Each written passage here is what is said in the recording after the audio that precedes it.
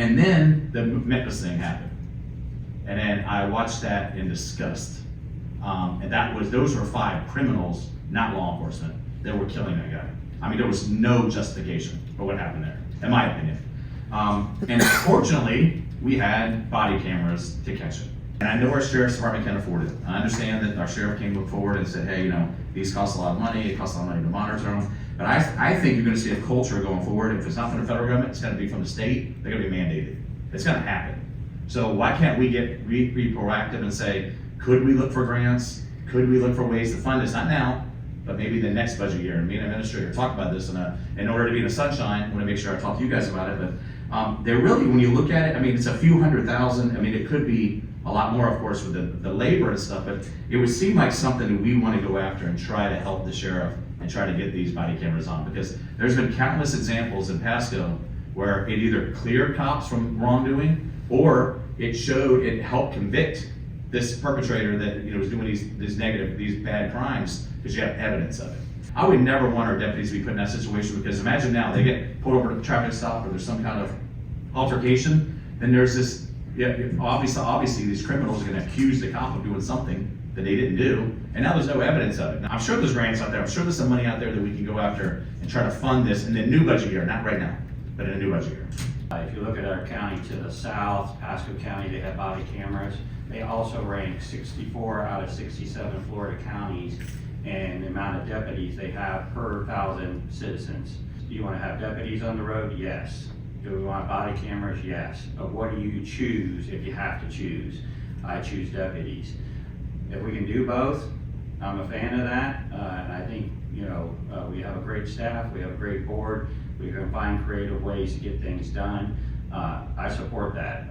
And the men and women at the sheriff's office that I've talked to, they support that, for the most part. This has prevented a lot of unnecessary or fraudulent insurance claims. Everybody's got a camera, right? There's things that holds us accountable and understanding, what that looks like. So I'm in favor of exploring, because we need deputies and we need, to protect them if something frivolous was to come forward. i.e., and it's not sexy, but going to the bathroom, talking to your wife on the phone, those types of things are privacy issues that we need to figure out and understand in an objective way how we overcome them. The way I understand it is when you go to, let's say you go into a traffic stop or you go into a call, click camera on. You don't need to be, when you're in a bathroom or in your car by yourself with nobody around, what do you need the camera on? The challenge is when you're in a situation when your adrenaline is running, you got something going on, it's to remember to put that on. If you don't hit it, then you didn't hit it for a reason. Plus the conviction rate, probably would go up because you have them dead to rights doing their crime. But I can tell you, I've been on this board now for my 7th year, and it was probably 6 out of 7 years we were debating on the sheriff's budget, and now we're looking to add some more to it. So we're gonna have to figure out how we're gonna fund it. Because we do have pretty good surplus in the state. We have a great reputation with them. So maybe there's some funding there. But I wouldn't be surprised if you start seeing something mandatory for all departments. We might as well get ahead of it, because what's going on in the country, if I was DeSantis, I would be looking at making it mandatory for every department. And maybe that would fix everything, but that's above our pay grade, of course.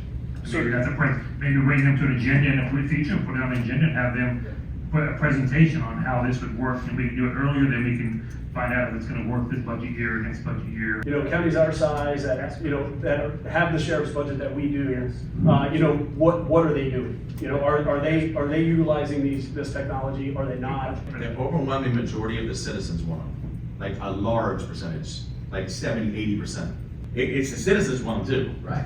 The citizens want more parks, the citizens I want understand better that. roads, but they don't want to pay for it, obviously. I understand that, but I think it benefits the law enforcement more than it hurts them. It benefits them. I think it's gonna protect the good deputies we do have. And I'm all about investing in our sheriff's office and protecting our men and women at the sheriff's office. But we need to make sure we can pay for this long term. Because we determine his budget.